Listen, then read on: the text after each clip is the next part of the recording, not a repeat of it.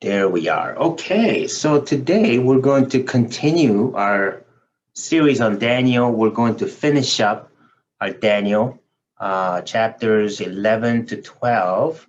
Um, so we went over these verses before, so I'm not going to do that today. But I will mention this one, though, in Book of Genesis, chapter 1, verse 14.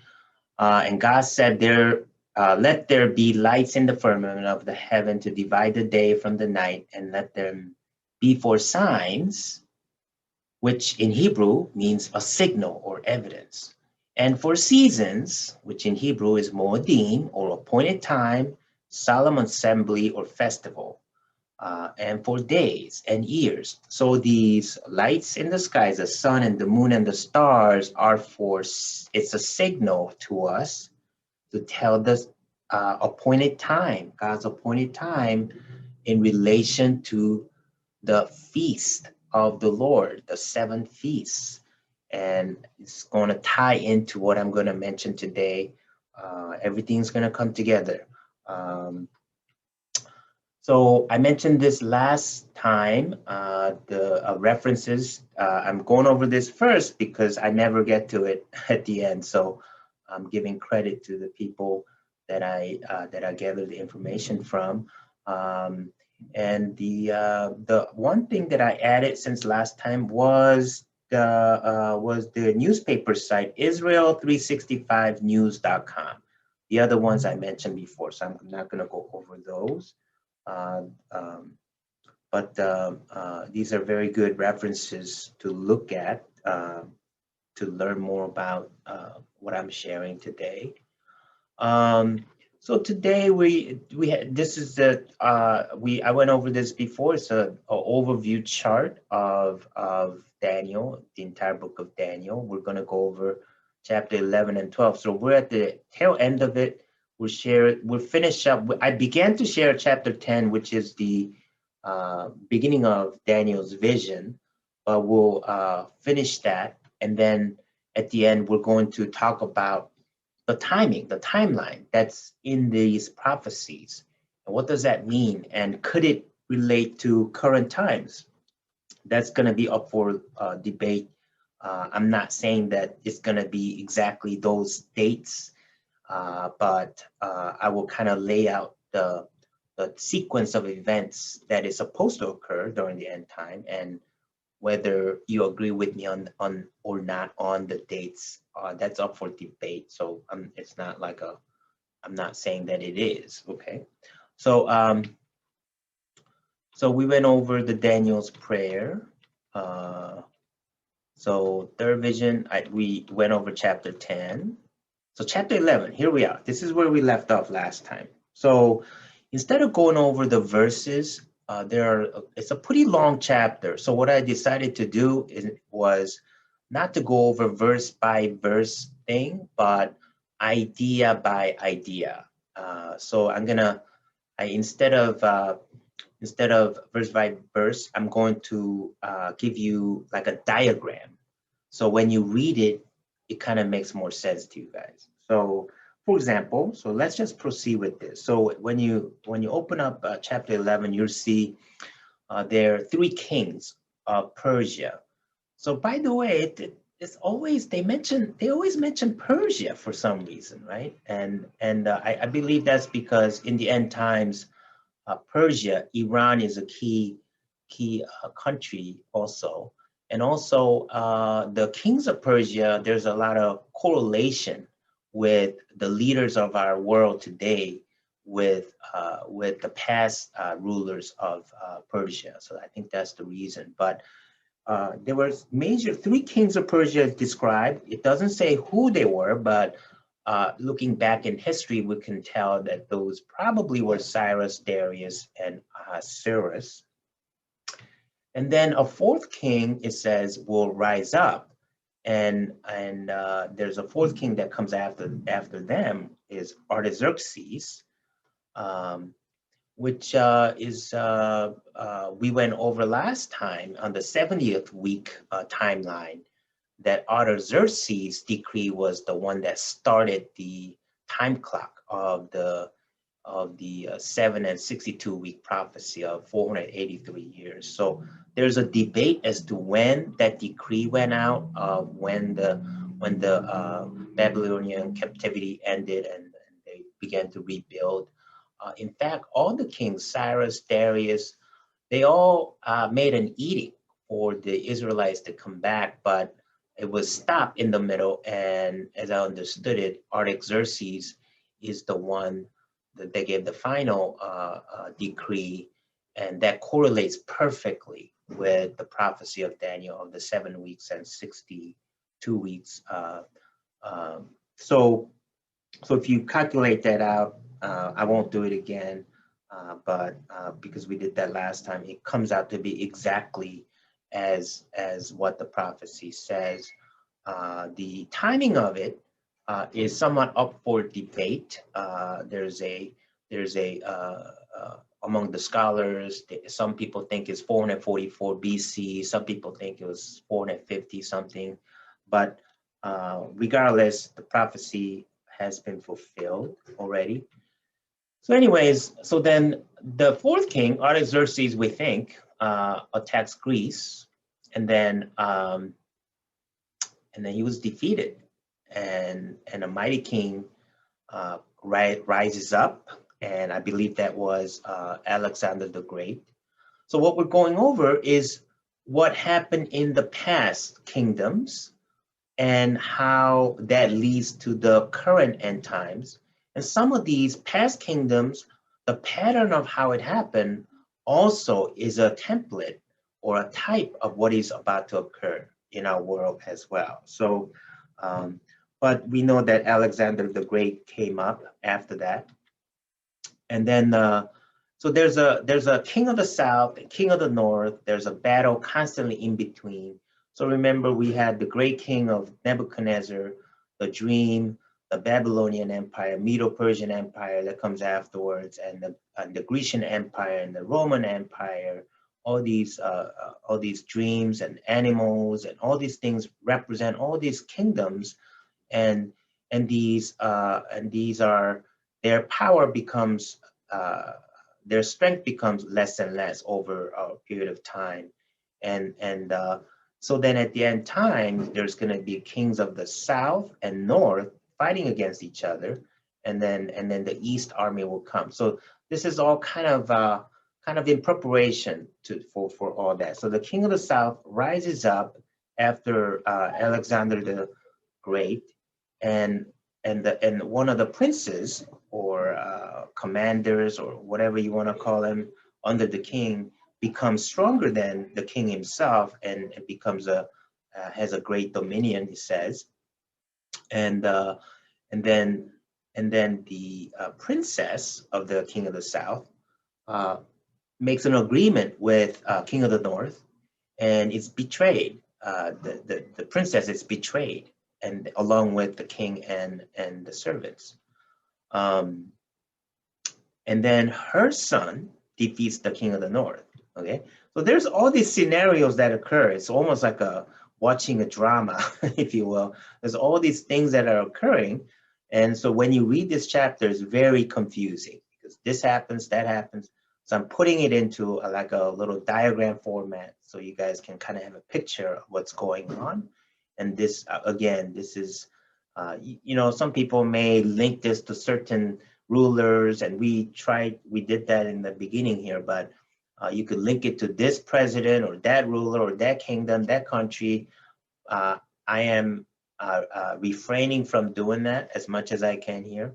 So I'm just describing what's in the Bible, what's in the text itself, and the interpretation is up for debate, so I'm not going to get into that. Okay, so her son defeats the king of the north, and then the sons of the king of the north rises up, and one of them rises up in particular, joins with the great multitude, great army. It could be the Eastern army coming from China or India, but and then after certain years, this king of the north joins with another great multitude, and then it says in those times, which points to the end times, defeats the king of the south, and stands in glorious land. That glorious land, I believe, uh, uh, is referring to the promised land, or where Israel is. So Israel becomes the focus of their fighting.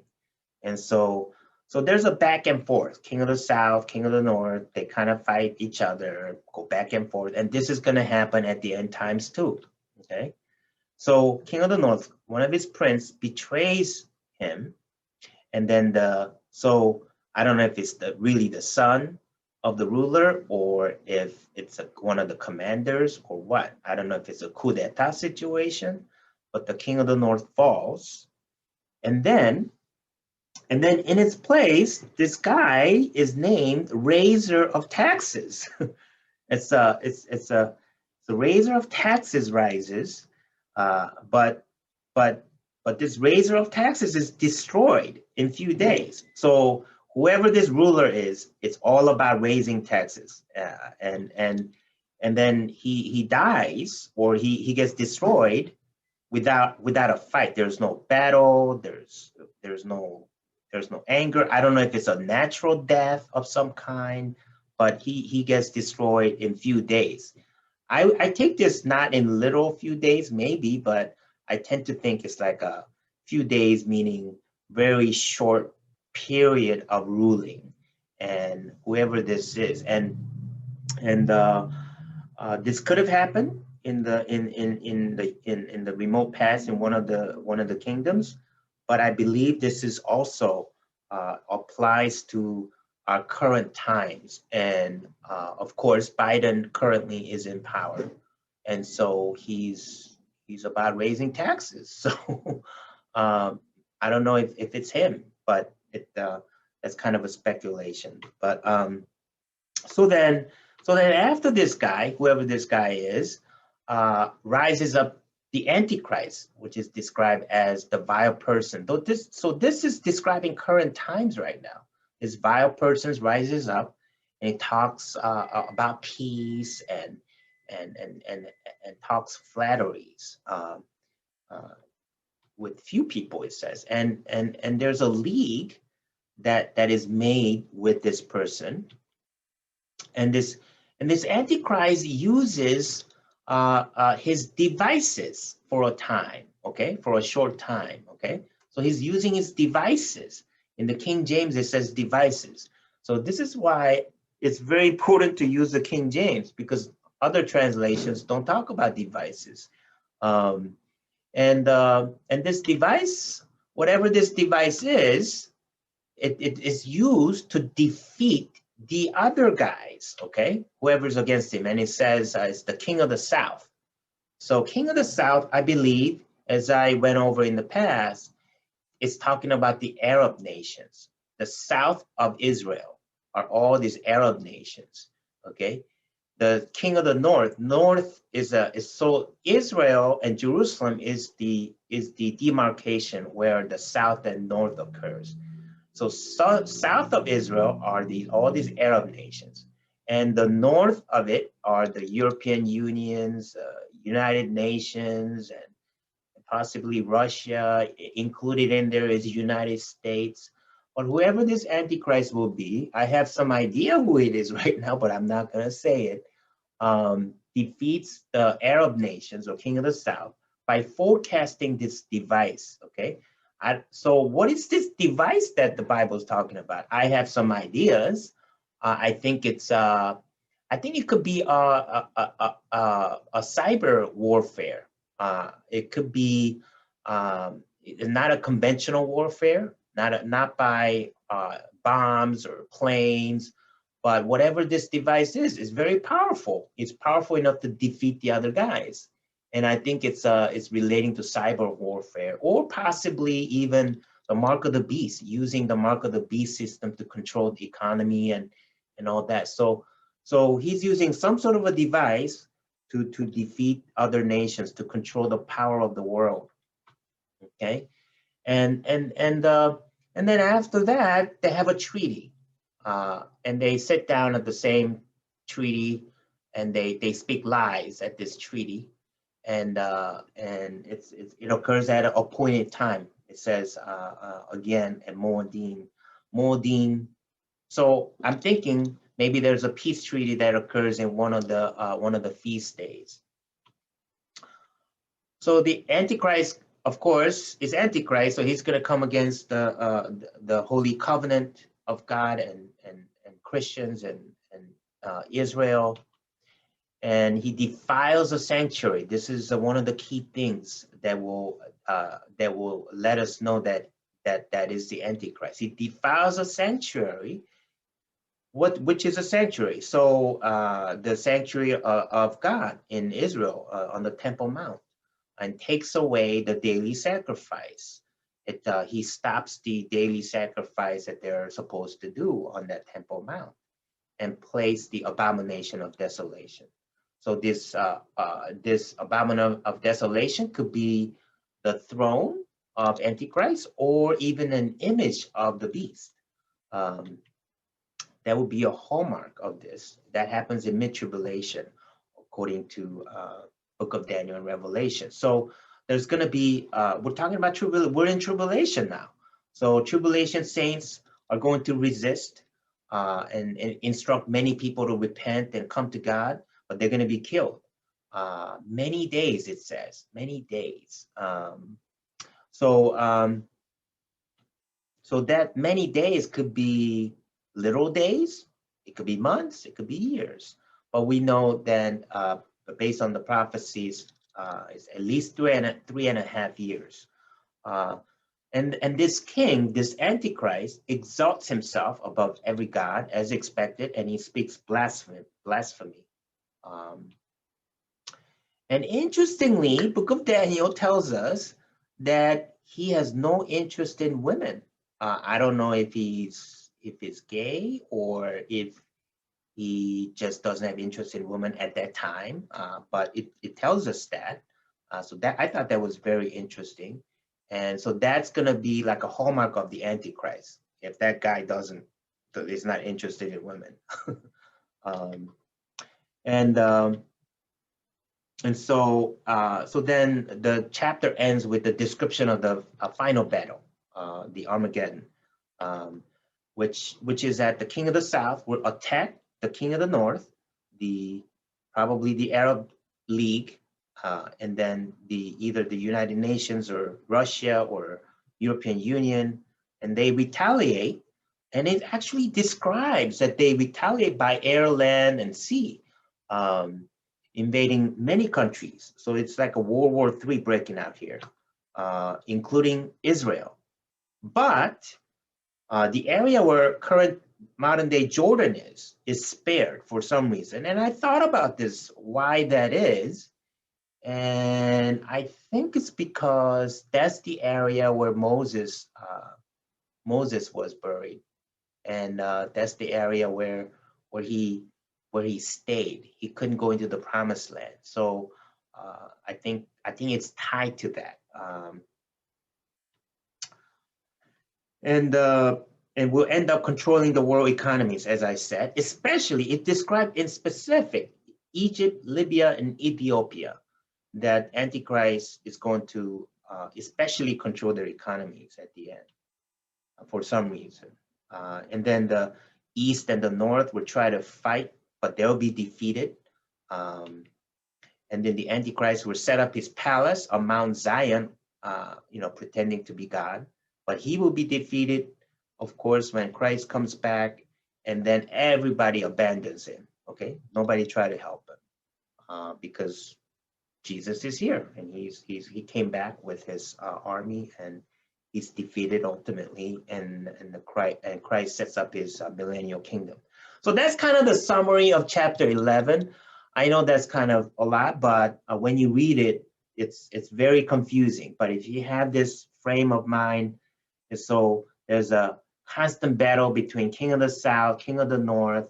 They go back and forth, a lot of betrayals. Their sons or prince rises up, and all this. And then eventually, before the Antichrist shows up, before him is a ruler that raises taxes, but he doesn't last that long.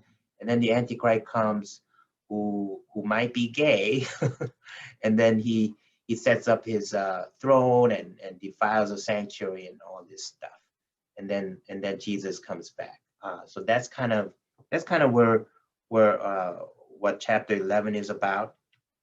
And so here I went over this in the beginning of the series. So you see the king of the north and king of the south coming together to fight Armageddon. And then here are the Arab nations below Jerusalem line with the colors that are in Revelation, the first 4 horses of the apocalypse colors, the black, the white, the red, the yellow. So all these countries have these colors, and they come together against Israel. And then there's in Book of Revelation, it also describes the army from the east. And I believe in Book of Daniel, it might be the description of the great multitudes that the king of the north aligns with. And so the only army that can do this is China or India or both. And because of the simple sheer population numbers.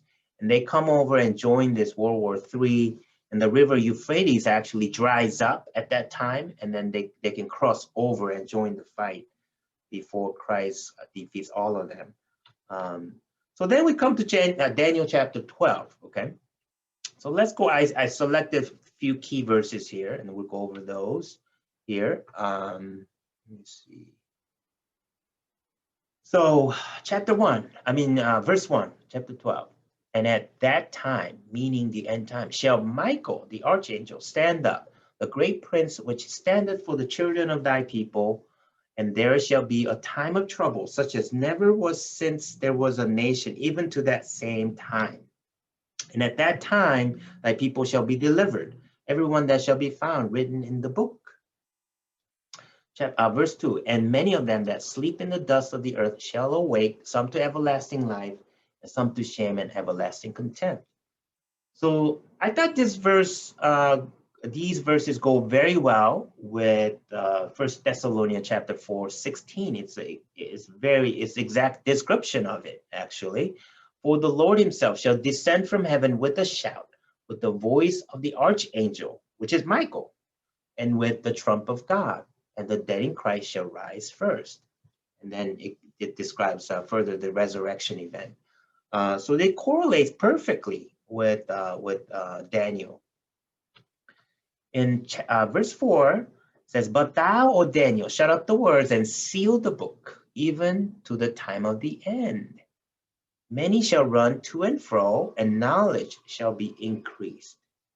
So a lot of people think that this is in reference to the modern advances in our technology that allows us to, go from one end of the earth to the other, with, ease of travel with cars and airplanes, and then knowledge, even with the internet, our knowledge is increasing exponentially. So a lot of people interpret it that way, which I believe that could be. And remember, I told you that in prophecy, a lot of these things have literal meaning and also multi-layer meaning. And so it could apply for one situation and it'll apply for many other situations. So that is certainly happening currently. So that's true that way. But I also think that this also could be referring to people of God, that at the end time, that the people that follow God, that the Christians that really follow him, that our knowledge will be increased, that he's going to reveal things to us. And I believe that's also a possibility here. Verse 7, and I heard the man clothed in linen, always talks about this clothing in linen thing. And I think it's in reference to Christ himself, which was upon the waters of the river, when he held up his right hand and his left hand unto heaven, and swear by him that liveth forever, it shall be for a time, times and a half. And when he shall have accomplished to scatter the power of the holy people, all these things shall be finished.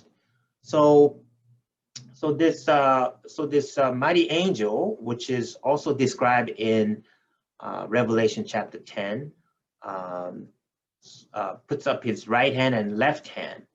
And I believe that's in reference to 3.5 years on one hand and 3.5 year on the other. And times and a half, most people interpret that, scholars interpret that as 3.5 years. And so equaling to 1260 days in biblical years. 1 year equal, 1 month equal, one lunar calendar equals 30 days. This is how it was calculated in Noah's flood timeline as well. So this is a biblical counting of 3.5 years. And so the mighty angel, which is Jesus, described in Revelation chapter 10, is also doing a similar thing, lifting his hands and such.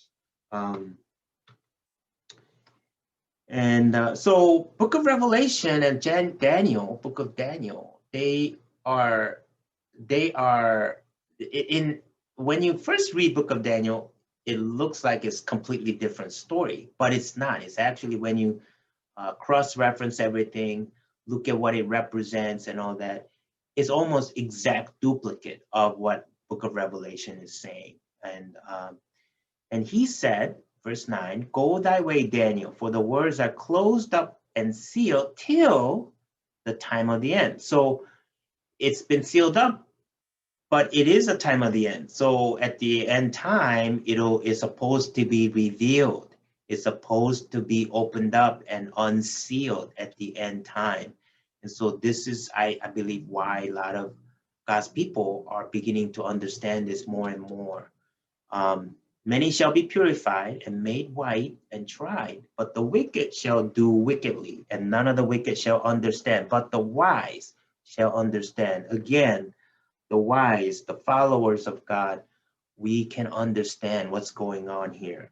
And from the time that the daily sacrifice shall be taken away, and the abomination that makes desolate, that's described in Book of Revelation, chapter 16, verse 10, Matthew 24:15, set up, there shall be 1,290 days, 1,290 days.